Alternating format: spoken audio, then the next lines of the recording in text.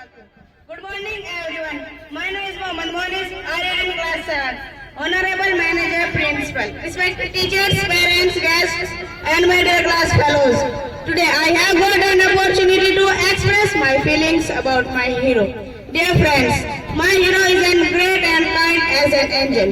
I am proud of him. I am proud of being one of his followers. He is the last prophet of Islam, Hazrat Muhammad sallallahu alaihi wasallam. Dear audience, as you know, Prophet Muhammad is a great figure in the world and one of the most influential people humanity has even witnessed.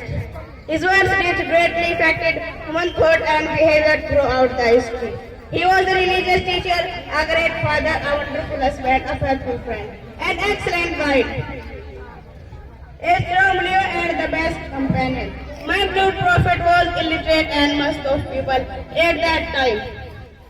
He was famous for being truthful, trustworthy, confident and generous. That's all. Thank you so much.